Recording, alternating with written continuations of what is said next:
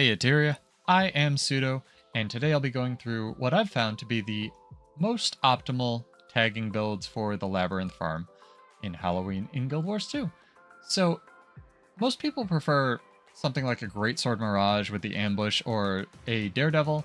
These builds, however, I have found to be much more effective, and they're also very cost effective as you can run them with mostly starting gear with very minimal investment. So, let's jump into it. I want to cover a couple things with both of these builds first. They both work on a very similar principle, and that's sharing these venoms out. A thief has poison venom and torment venom for damaging venoms, and the Firebrands have this flame venom that's masquerading as Ashes of the Just. They also have this Aegis venom, which we'll get to a little bit later. Aegis is very valuable on this build if you want to run it the way I'm describing it in the first iteration, but there's another iteration you can run as well if you're not comfortable with that. But let's jump into the gear for the Deadeye build first. So you're going to use your starting gear. You can use your standard Selly exotic gear that you get for leveling up. In case you trash the celestial exotic gear, you can also run something that's very cheap like carrion that you can get from the trading post very easily. Again, the goal with doing lab farm is not to burst everything down immediately. In fact, you'll see a lot of commanders asking people to take off their trinkets so that they do less damage. The goal is just to run around with the group and get as many tags as you can.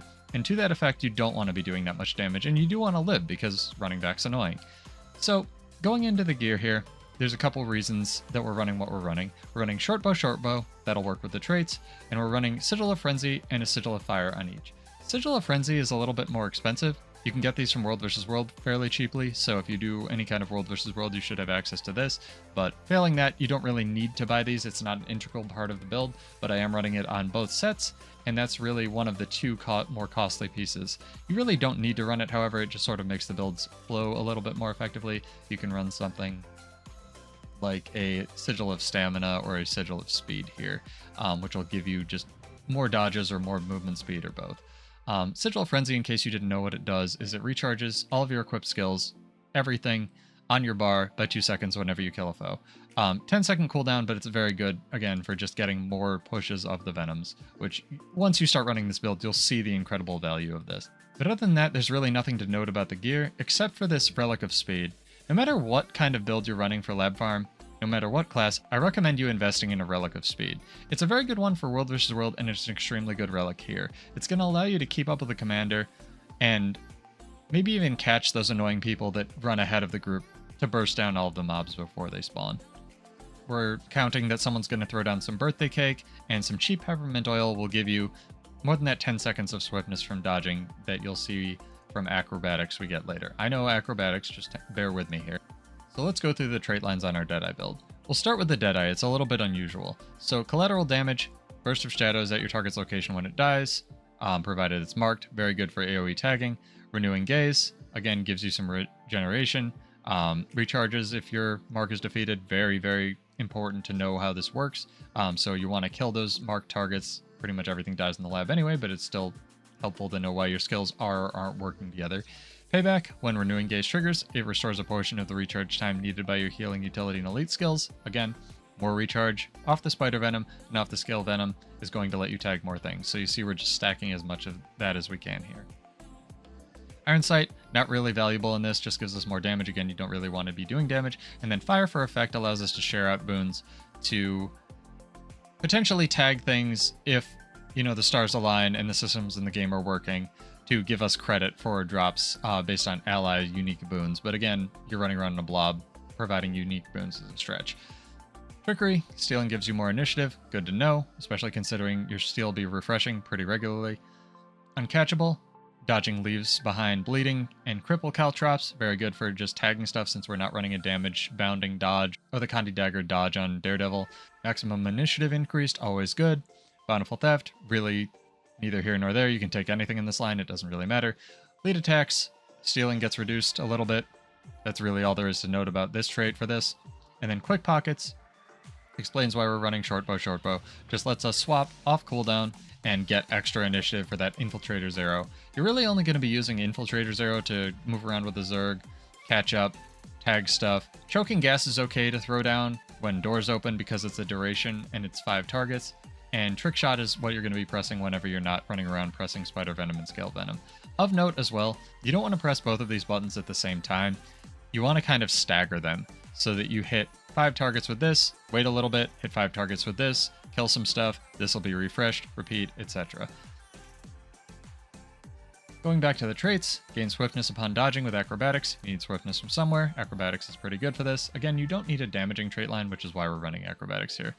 Pain response, dodging removes a damaging condition from you. Kinda good, kinda not. There's some damaging conditions in the lab. It's worth not having them on you. Gain vigor, successfully evading attack. This trait is great. It has a 1-second cooldown in PvE. You should pretty much have permanent vigor on you. Movement skills grant resistance.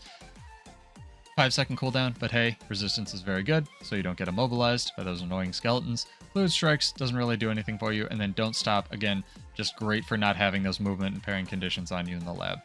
This build makes you extremely mobile and is extremely fun for just tagging stuff. The other reason we're running Deadeye, now that we're going into the skills, is this 1500 range steal.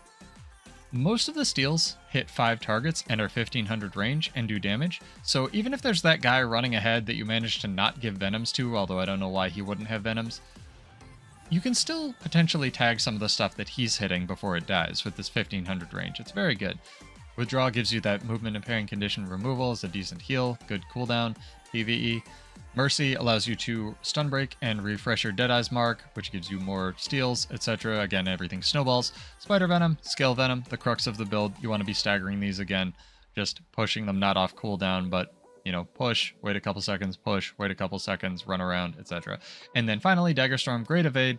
Wonderful for when doors open, you just need to tag as much stuff as possible. All of the daggers bounce, plus it's a whirl finisher. Really, really just good button. The only downside is it's a longer cooldown, but hey, what else are you going to put in the slot? So that's it for the build. Throw a jade core on it if you're feeling cheeky, and now we'll jump over to the Firebrand version. So going through the gear first, very similar stuff you see here. We're going to run all Selly because that's what you get for leveling up.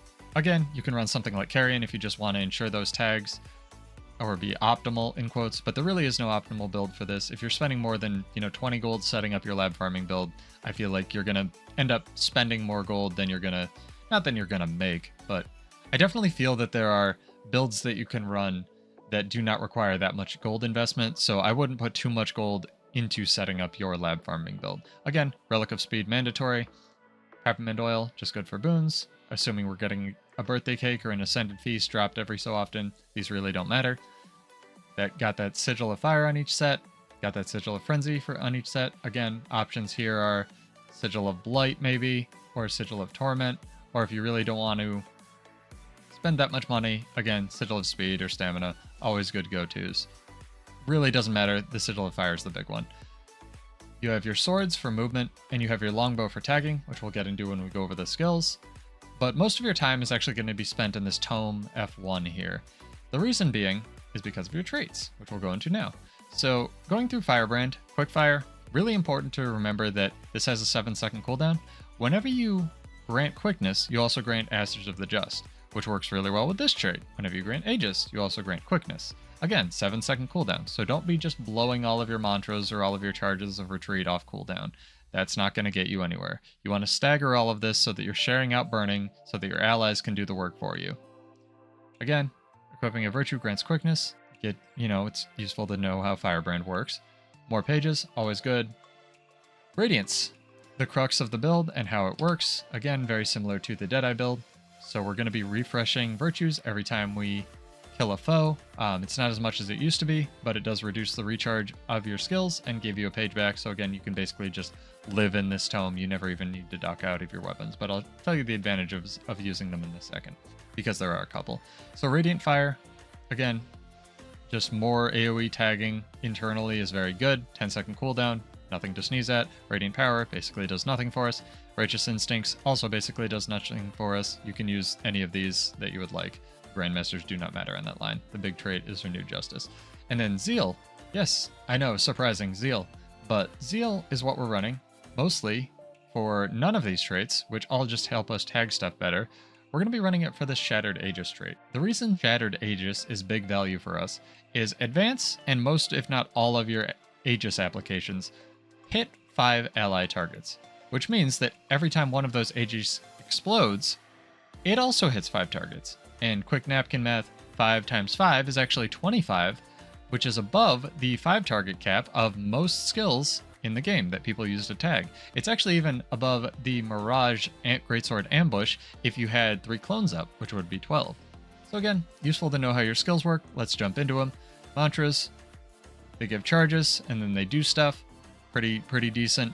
We're really only taking this one for the Aegis.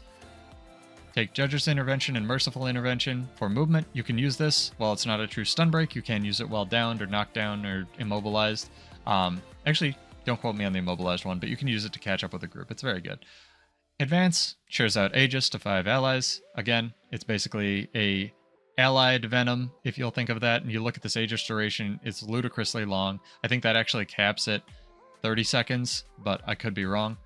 We take the Elite Mantra because it gives out stability, which gives out quickness, which gives out burning. Again, remember it has a 7-second internal cooldown, but it's also a very good stun break. So take from that what you will, and what you will is amazing tagging capability on Firebrand. We're going to be living in this Tome 1. The only skill you really need to know about is Ashes of the Just. You really don't even need to push Tome 1, but you can if you're feeling, creative. This is also a AoE pull at 900 range. Not very bad. Worth noting. The reason we're running Longbow is because this quasi-pierces whenever it hits successive targets. Quite good. Hits 5. Kind of insane, honestly, for just a base range weapon. This is 1500 range, hits 5 targets. Extremely good. This is 1200 range, but is an AoE, so it's basically 1300 range and hits 5 targets and pulses. Again, AoE, 5 target. Very good. Longer cooldown. The real star of the show with Longbow is Deflecting Shot. Deflecting Shot actually does not have a target cap and will hit as many things as you want. It's very good. It blocks missiles, which is, whatever. And you got to be careful when you fire this because it does knockback, so you don't want to knock all of the everything off of the group. But it's extremely good for tagging stuff, and you can actually, because of Deflecting Shot, you can actually run this build with Virtues and Permeating Wrath, and then whenever you fire a Deflecting Shot into a mob of enemies, they have a greater proc rate of hitting Permeating Wrath. You see where I'm going with this. But I prefer the Aegis Venom version, but again, you play as you will, and you do you. So, Sword gives you a bunch of AoE, and a Sword Auto, very good for tagging.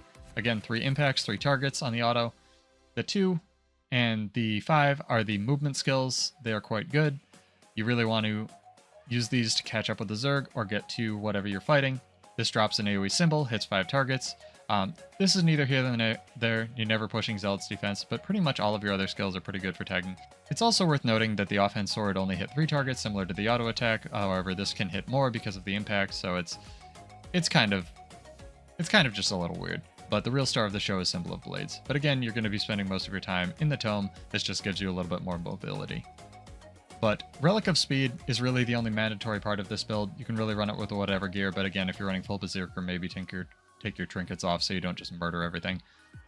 I ran both of these builds last year with a lot of success. Granted, I couldn't run Longbow on Firebrand or Offhand Sword, but they're both quite effective. And again, if you don't have Deadeye or any of the expansions, you can actually run this just with regular Thief and then swap in whatever last trait line you want here.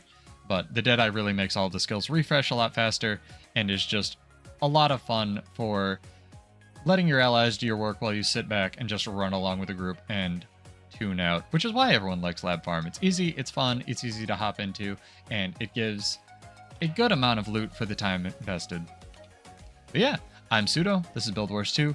Like the video if you liked it, sub if you want to hang out. I stream weeknights, 9:30 Eastern, on YouTube and Twitch. Lots of theory crafting build streams, as well as lots of nonsense like this. So if you have any questions about the build editor, or if you just want to ask questions about Guild Wars 2 in general, feel free to hit up the comments or join us on a stream. The community loves build crafting and theory crafting, that's why we're all here. And if you like that sort of stuff too, don't be afraid to join us. It's a lot of fun. But yeah, try them out. Let me know what you thought. Hope you enjoyed the builds. I am Pseudo, this is Build Wars 2, and cheers! I'll see you in Tyria. Happy Halloween, everyone!